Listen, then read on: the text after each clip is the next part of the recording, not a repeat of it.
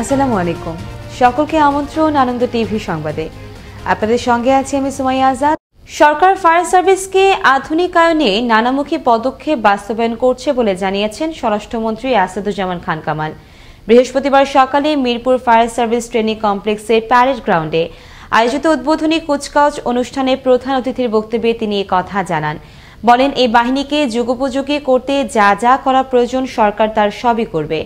অনুষ্ঠানে fire service ও civil defence অধিদপ্তরের মহাপরিচালক ব্রিগেডিয়ার জেনারেল সাজ্জাদ হুসাইনের সভাপতিত্বে উপস্থিত ছিলেন স্বরাষ্ট্র মন্ত্রণালয়ের সুরক্ষা বিভাগের সচিব মোকাব্বির হোসেন সহ সংশ্লিষ্ট কর্মকর্তাগণ। এখন আধুনিক সুবিধা আছে এমন বিশেষ ধরনের গাড়ির সংখ্যা 108টি। সেবার সক্ষমতা বৃদ্ধির পাশাপাশি আমরা প্রতিষ্ঠানটির কর্মকর্তা কর্মচারীদের সুবিধা বৃদ্ধির জন্য কাজ করছি। আমি মনে করি আমরা আরও ফায়ার সার্ভিসকে আরও উন্নত প্রশিক্ষণের মাধ্যমে আমরা তাদেরকে আরও শক্তিশালী করব। ফায়ার সার্ভিস সিভিল ডিফেন্স সপ্তাহ 2021 এর সকল কর্মসূচির সাফল্য কামনা করে আনুষ্ঠানিকভাবে এর শুভ উদ্বোধন ঘোষণা করছি। আবারও দেশের খবর। সরকারি কলেজে কর্মরত বেসরকারি কর্মচারীদের চাকরি রাজস্ব খাতে স্থানান্তরের দাবিতে রংপুরে অনুষ্ঠিত হল মানববন্ধন কর্মসূচি। বৃহস্পতিবার দুপুরে রংপুর প্রেস ক্লাবের সামনে মানববন্ধনে রংপুর বিভাগের সরকারি কলেজের বেসরকারি কর্মচারীরা অংশ নেন। শেষে মাধ্যমিক ও উচ্চ মাধ্যমিক শিক্ষা অঞ্চলের পরিচালকের কাছে একটি স্মারকলিপি প্রদান করেন তারা।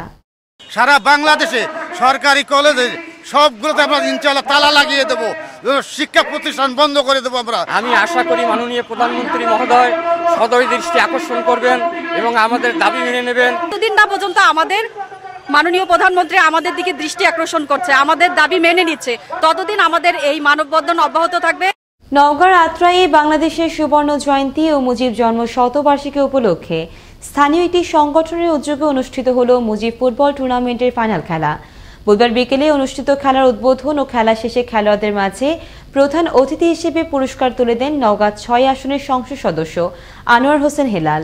আমরা যুব সমাজকে আবার সাংস্কৃতিক অনুষ্ঠান এবং খেলাধুলায় যাতে বেশি বেশি তারা উদ্বুদ্ধ হয়, তারা যেন বেশি বেশি এলাকার মানুষকে আনন্দ দেওয়ার মতো অনুষ্ঠানে লিপ্ত থাকে। ঢাকা টাঙ্গাইল মহাসড়কের মির্জাপুরের পাকুল্লা এলাকায় আন্ডারপাস নির্মাণের দাবিতে মানববন্ধন করল এলাকাবাসী। দুপুরে গোরান সাটিয়াছড়া মুক্তিযোদ্ধা কমপ্লেক্সের সামনে মানববন্ধন অনুষ্ঠিত হয়। এ সময় বক্তারা বলেন, গেল 1 বছরে মহাসড়ক পার হতে গিয়ে প্রাণ হারিয়েছেন 18 থেকে 20 জন মানুষ। এ সময় দুর্ঘটনা রোধে আন্ডারপাস নির্মাণ করতে সংশ্লিষ্টদের প্রতি জোর দাবি জানান তারা। দেখছেন আনন্দ টিভি সংবাদ, সঙ্গে আছি সুমাইয়া আজাদ। শেরপুরে ফায়ার সার্ভিস ও সিভিল ডিফেন্স সপ্তাহের উদ্বোধন উপলক্ষে বৃহস্পতিবার সকালে শহরের নারায়ণপুর ফায়ার সার্ভিস স্টেশন প্রাঙ্গণে অনুষ্ঠিত হয় আলোচনা সভা। অনুষ্ঠানে শেরপুর ফায়ার সার্ভিসের উপসহকারী পরিচালক জাভেদ হোসেন মোহাম্মদ তারেকের সভাপতিত্বে প্রধান অতিথি হিসেবে উপস্থিত ছিলেন জেলা গণপূর্ত বিভাগের নির্বাহী প্রকৌশলী জিলুর রহমান সিদ্দিকী। সভা শেষে অগ্নি নির্বাপনী ও উদ্ধারকারী যন্ত্রসমূহ প্রদর্শনী ও মহড়া প্রদর্শনী অনুষ্ঠিত হয়। মুজিব বর্ষে শপথ করি, দুর্যোগে জীবন সম্পদ রক্ষা করি, এই প্রতিপাদ্যকে সামনে রেখে গাইবান্ধার গোবিন্দগঞ্জে পালিত হল ফায়ার সার্ভিস ও সিভিল ডিফেন্স সপ্তাহ। এ উপলক্ষে আয়োজিত র্যালির উদ্বোধন করেন স্থানীয় সংসদ সদস্য প্রকৌশলী মনোয়ার হোসেন চৌধুরী। পরে সহকারী কমিশনার তরিকুল ইসলামের সভাপতিত্বে অনুষ্ঠিত হয় আলোচনা সভা। ঢাকার ধামরাইয়ে লোকালয়ে বানরের বিচরণের ইতিহাস প্রায় 400 বছরের। তবে বর্তমানে বনাঞ্চল কমে যাওয়ার খাদ্য সংকটে বানরগুলো রয়েছে অস্তিত্ব রক্ষার হুমকিতে। এমতো অবস্থায় খাদ্যের সন্ধানে লোকালয়ে চলে আসতে থাকে বানর। এতে যখন অতিষ্ঠ হচ্ছিল স্থানীয়রা, তখনই সরকারিভাবে উদ্যোগ নেওয়া হলো বানরের জন্য খাবারের স্থায়ী ব্যবস্থার। ধামরাই থেকে মাসুদ সদরের তথ্য ভিডিওচিত্রে থাকছে বিস্তারিত। একসময় রাজধানী ঢাকার সন্নিকটে ধামরাই উপজেলা ছিল বানরের অভয়ারণ্য হিসেবে পরিচিত।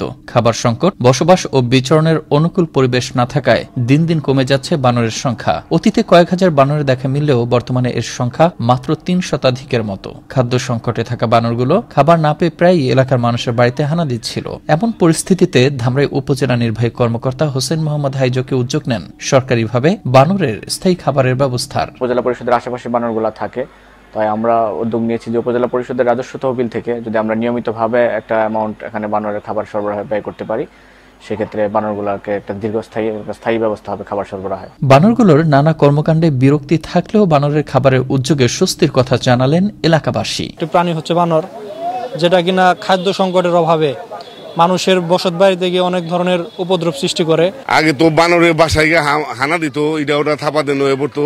ওখানে উপজেলার থেকে খাবার দেওয়া নেই, ওখানে বাসায় গিয়ে বানরে হামলা দেয় না। রাজস্ব থেকে, বাংলাদেশ সরকারের রাজস্ব থেকে যে বানরের জন্য কিছু বরাদ্দ এসেছে, এটা শুনে ধামরাইবাসী খুবই আনন্দিত।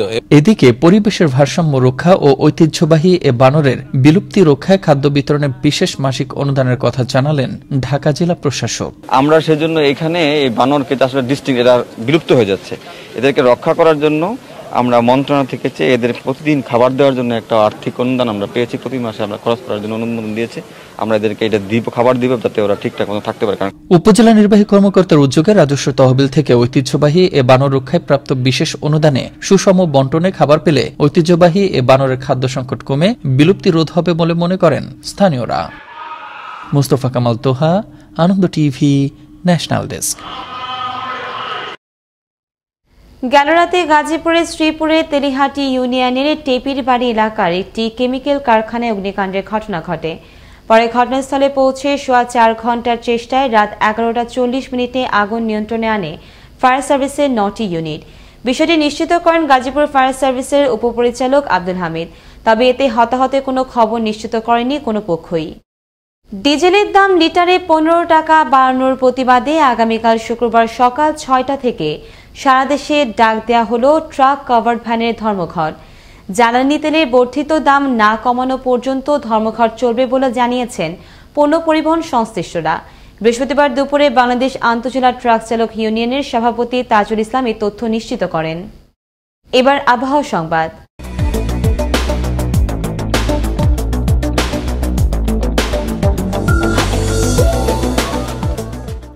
বৃহস্পতিবার সকাল 9টা থেকে পরবর্তী 24 ঘন্টার আবহাওয়ার পূর্বাভাসে বলা হয়েছে, মৌসুমীর স্বাভাবিক লঘুচাপটি অবস্থান করছে দক্ষিণ বঙ্গোপসাগরে।